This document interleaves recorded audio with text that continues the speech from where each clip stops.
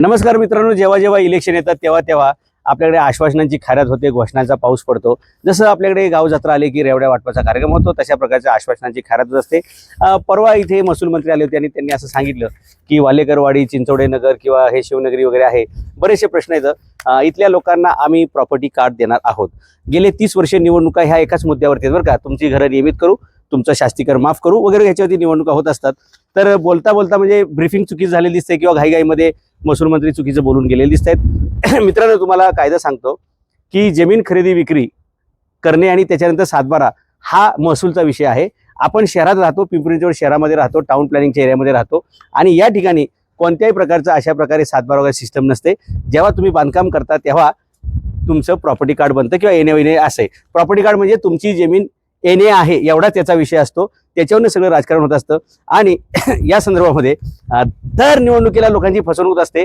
तुम्हाला पाठीमागे जो सगळा एरिया दिसतोय ना, हा सगळा भविष्यामध्ये तोडण्याचा कुटील डाव राजकीय पुढाऱ्यांचा आणि भ्रष्ट अधिकाऱ्यांचा आहे। म्हणून आम्ही या टेरेसवरून हा व्हिडिओ काढतोय, कारण ओरिजिनल रूट जो आहे तो तिकडून दुसरीकडून आहे, पण ह्या गरिबांच्या घरावरती बुलडोजर चालवण्याचा हा दुष्ट प्लॅन आहे। आणि म्हणून गेल्या 6-7 वर्षापासून घर बचाव संघर्ष समितीच्या माध्यमातून ह्या गरिबांची घरं वाचवण्यासाठी जे लढत आहेत ते विजय पाटील माझ्या आता सोबत आहेत।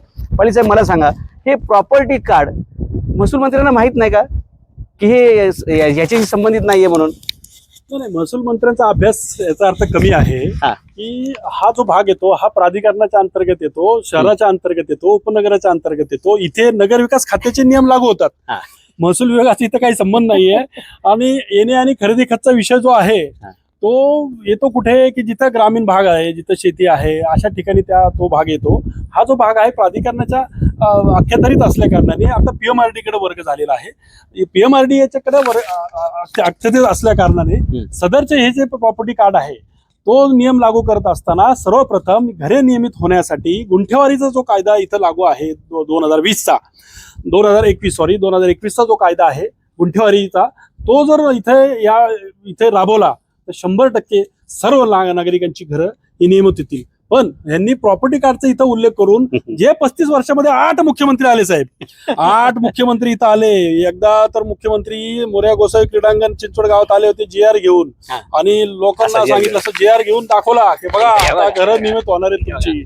झालं, गेले 15 वर्ष झाले ना घरं नियमित झाले आजपर्यंत। या परिसरामध्ये सर तुम्हाला सांगतो ही घरं दिसत आहेत, ही जी घरं कॅमेऱ्यात दाखवतो, ही सगळी घरं आहेत भविष्यामध्ये सगळी इलिगल म्हणून अनधिकृत आहे, हे कधीही कारवाई करू शकतात। आणि खोटं या ठिकाणी आरक्षण दाखवलंय। मूळतः रोड जो आहे पलीकडच्या साईडने गेलेला आहे, त्याचा व्हिडिओ आपण काढणारच आहे। आणि परंतु इथं दाखवला, ह्या लोकांच्या घरांवर तो रोड दाखवला, भीतीत जगले पाहिजे। हा, बस भीतीत जगले पाहिजे, म्हणजे राजकीय पुढाऱ्यांच्या मागे मागे पळायला पाहिजे। मी ह्यांचा कार्यकर्ता, मी ह्यांचा काय, तर माझं घर वाचलं पाहिजे। 35 वर्ष झाले सर पिंपरी चिंचवडच्या टोटल जर आपण शहराचा अभ्यास केला तर 2,64,000 घरं ही अनधिकृत आहेत।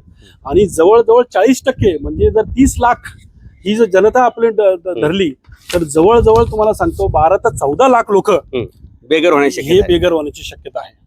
मित्रांनो, ही एक मोठी फसवणूक आहे। आणि प्रॉपर्टी कार्डचा सिंपल अर्थ असा असतो की फक्त तुमची जमीन ही इथं महापालिकेच्या रेकॉर्डला आहे, ती येणे आहे एवढं सिद्ध होतं। तुमची मालकी सिद्ध होण्यासाठी अनेक गोष्टी लागतात। आणि यांनी सांगितल्याप्रमाणे 8 मुख्यमंत्र्यांनी वचनं देऊन झाल्यात। 30 वर्ष हा खेळ चाललेला आहे। नक्कीच या सर्व संबंधामध्ये नक्की काय करायला पाहिजे या नागरिकांचं घर वाचवण्यासाठी आपण भविष्यात लढणारच आहोत।